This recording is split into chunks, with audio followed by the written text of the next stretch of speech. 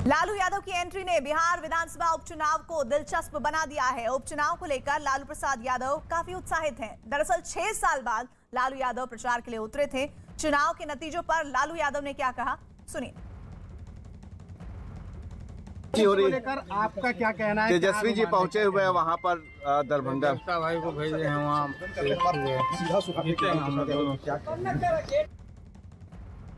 और इसी के साथ आरजेडी नेता तेजस्वी यादव ने बिहार की 2 सीटों पर हुए उपचुनाव में जीत का दावा किया और नीतीश कुमार पर निशाना साधा है। रिजल्ट में आप देखिएगा कि भारी मतों से हम लोग जीतेंगे, लेकिन प्रशासन या कुछ लोग अगर कुछ गड़बड़ी करेंगे तो हम यही हैं, इसलिए हम दरभंगा आए हैं और हमारी नज़र हर एक लोगों पर है। तो कोई भी गड़बड़ी होगी इस बार, धांधली गड़बड़ी और जनादेश का हरण और चोरी जनादेश की हम एकदम नहीं होने देंगे। हम लोग हैं और हमारी टीम लोग हैं कि हर एक लोगों पे नज़र रखे हुए हैं, किसी को घबराने की ज़रूरत नहीं। यहाँ कई मंत्री डेरा डाल के रखे हैं, उन पर भी हमारी नज़र है, सब लोगों पर नज़र है। वहीं बिहार सरकार में मंत्री रहे नंद किशोर यादव ने भी दोनों सीटों पर जीत का दावा किया है। देखिए, मुझे तो पूरा विश्वास है कि बिहार जनता विकास के साथ अपने को जोड़ेगी और विकास माने एनडीए सरकार में जनता जिसको वोट देगी वो चुनाव जीतेंगे। लेकिन इन उपचुनावों के परिणाम से एनडीए सरकार पर कोई प्रभाव नहीं पड़ने वाला है। जो लोग सपना देख रहे हैं दिन में, वो सपना ही देखते रहेंगे।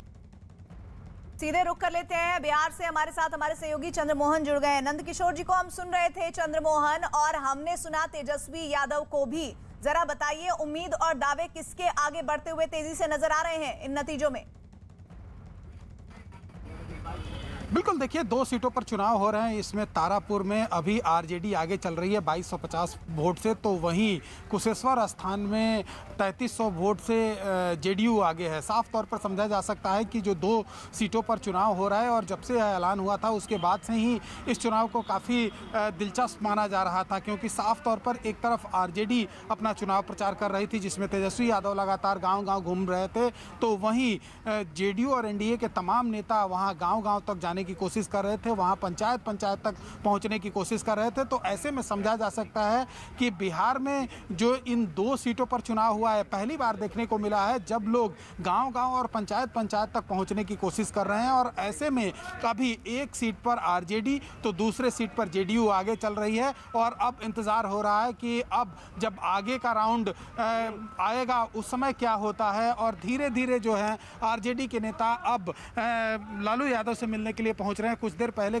2-3 विधायक पहुंचे थे और अभी शिवानंद तिवारी गेट पर पहुंचे हैं, यहाँ पर लालू यादव से मिलने के लिए जा रहे हैं। हम कोशिश करेंगे कि उनसे हम आपकी बात कराएं और यह जानने की भी कोशिश कर रहे हैं कि आखिर क्या आशा और उम्मीद है। शिवानंद तिवारी जी हमारे साथ मौजूद हैं। ये बताइए, काउंटिंग चल रहा है, क्या आशा और उम्मीद है? हम पतरा देखने वाले पंडित जी नहीं हैं कि हम आपको पतरा देख के बता दें कि कौन जीतेगा कौन हारेगा। अंतिम नतीजा आने दीजिए, उसके बाद जो है रिएक्शन दिया जाए। नहीं, लेकिन अभी तो जो चल रहा है उसमें आप एक पे आगे चल रहे हैं, तो साफ तौर पर कह रहे हैं कि अभी इंतज़ार करना होगा और जब फाइनल रिजल्ट आएगा उसके बाद पता चलेगा कि कौन जीतता है और कौन हारता है। लेकिन इतना ज़रूर है कि जो आरजेडी के कई ऐसे नेता हैं वो अभी लालू यादव से मिलने के लिए पहुंचे हैं और कुछ देर पहले लालू यादव बाहर निकले थे, उसमें उन्होंने यह दावा किया कि वो दोनों सीट पर जीत हासिल करेंगे। शिवानंद कह रहे हैं कि पत्रा देखने वाले पंडित नहीं है वो, लेकिन जब चुनावों के दरमियान जब जनता से वोट मांगने जाते हैं तो दावे तो इसी तरह से किए जाते हैं जैसा लगता है कि पत्रा देखने वाले पंडित ही हैं। इधर बहरहाल हरियाणा के एलनाबाद सीट पर उपचुनाव के लिए मतगणना शुरू हुई है और एलनाबाद सीट के लिए सिरसा के चौधरी देवीलाल यूनिवर्सिटी में काउंटिंग हो रही है और आईएनएलडी के अभय चौटाला पहली राउंड के बाद करीब 500 वोटों से आगे चल रहे हैं। फिलहाल बीजेपी और जेजेपी की तरफ से गोपाल कांडा के भाई गोविंद कांडा दूसरे नंबर पर हैं। हरियाणा के एलनाबाद विधानसभा उपचुनाव में अभय चौटाला के खिलाफ बीजेपी जेजेपी से चुनाव मैदान में उतरे हैं गोविंद कांडा हमारे साथ मौजूद हैं। आज मतगणना की तारीख है, क्या उम्मीद लगाए बैठे हैं? देखिए, मुझे 7 तारीख से जब से मैंने पर्चा भरा और जब तक पोलिंग हुई है, मुझे इतना मान सम्मान प्यार मिला इलाहाबाद में और मैं कहां से शुरू हुआ और आज बिल्कुल नाके पे हम आगे खड़े हैं और बहुत बढ़िया कल जो अभी गिनती हो रही है आज की, आज बिल्कुल कमल खिलेगा, बहुत बड़ा कमल खिलेगा इलाहाबाद में। लोगों ने मुझे बहुत मान सम्मान प्यार दिया है। और एक लोगों में बात थी कि 17 साल से हम विपक्ष में बैठे हैं, उस 17 साल से लोग जो पछता रहे थे अब सरकार के साथ आना चाहते हैं, सरकार के साथ साझा होना चाहते हैं, और वो चाहते भी हैं इलाहाबाद का हमारा विकास हो। तो ये इसके विकास के मुद्दे पे जो एक बड़ा नारा था, वो विकास पे लोग आज मोहर लगाकर आज का जो रिजल्ट है एक बहुत बड़ा कमल खिलने जा रहा है। तो नीरज का सीधे रुख कर लेते हैं। नीरज, जरा बताइए गहमा गहमी कैसी है काउंटिंग को लेकर और कितना वक्त लगेगा आने में नतीजों को?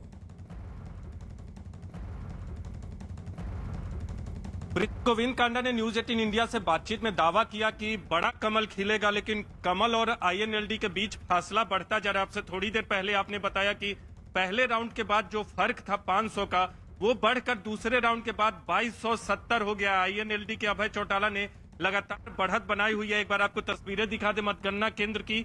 अंदर में मतगणना लगातार जारी है। गोविंद कांडा अंदर मौजूद है, अभय चौटाला नहीं पहुंचे हैं, वो अपने आवास पे मौजूद है। कल देर शाम तक वो पैतृक आवास पे यहाँ से 80 किलोमीटर दूर है, वहां मौजूद थे। अभी वो सिरसा आ चुके हैं, लेकिन काउंटिंग सेंटर पे नहीं है। थोड़ी देर के बाद जब 5, 6, 7 राउंड हो जाएगा और नतीजा निर्णायक हो जाएगा, तब वो यहाँ जरूर पहुंचेंगे अभय चौटाला। और अब इस बात की उम्मीद है 2 राउंड के बाद जिस तरह से फासला बढ़ता जा रहा है भारतीय जनता पार्टी और INLD के बीच में, उससे एक बात तो साफ है कि अभय चौटाला का जो दावा था 3 कृषि कानून पे, जो उन्होंने इस्तीफा दिया था और दावा कर रहे थे कि उनकी जीत होगी, वो दावा कहीं ना कहीं पुख्ता होता दिख रहा है। लेकिन अभी आपको थोड़ा इंतजार करना होगा। दूसरी अहम बात की कांग्रेस के लिए एक अच्छी खबर कह सकते हैं, एलनाबाद सीट से बीजेपी और कांग्रेस के बीच का जो फर्क था दूसरे और तीसरे नंबर में, वो कांग्रेस ने कम किया है दूसरे राउंड की गिनती के बाद। दूसरे राउंड में पहले स्थान पे INLD को वोट मिला, दूसरे राउंड की जो काउंटिंग हुई, जितने मत गिने गए, लेकिन दूसरे पोजीशन पे कांग्रेस आई, बीजेपी तीसरा स्थान पे आ गई दूसरे राउंड की काउंटिंग में। तो अभी जो स्थिति, अगर एलनाबाद की बात करें, अगर ओवरऑल बात करें पहले और दूसरे राउंड की, तो पहले नंबर पे INLD, दूसरे नंबर पे बीजेपी, तीसरे नंबर पे कांग्रेस। लेकिन बीजेपी और कांग्रेस के बीच का जो फर्क था वो भी कम हुआ है। जी, आप बने रहिएगा मेरे साथ। इधर पश्चिम बंगाल की 4 विधानसभा सीटों पर वोटों की गिनती जारी है। दिनहाटा, शांतिपुर, खड़दह और गोसावा सीट पर सुबह 8 बजे से मतगणना जारी है और सभी सीटों पर बीजेपी और टीएमसी का सीधा मुकाबला है। सवाल यह है कि बंगाल में किसका खेला होगा। जीतने के दावे हर पार्टी की तरफ से किए जा रहे हैं, लेकिन असल नतीजे कुछ समय में साफ होने वाले हैं। और फिलहाल बंगाल की 4 विधानसभा सीटों में टीएमसी आगे चल रही है। 2 सीटों पर तो टीएमसी 30,000 वोटों से आगे चल रही है। और इसी के साथ हम रुक कर लेते हैं आशिका का। आशिका, 4 सीटों पर टीएमसी आगे चल रही है। पहले का जरा गणित बतलाइए, पहले क्या स्थितियां थी और ये जो 4 सीटें अब सीधे सीधे टीएमसी के पास जाती हुई नजर आ रही हैं, इसके मतलब क्या है बंगाल में?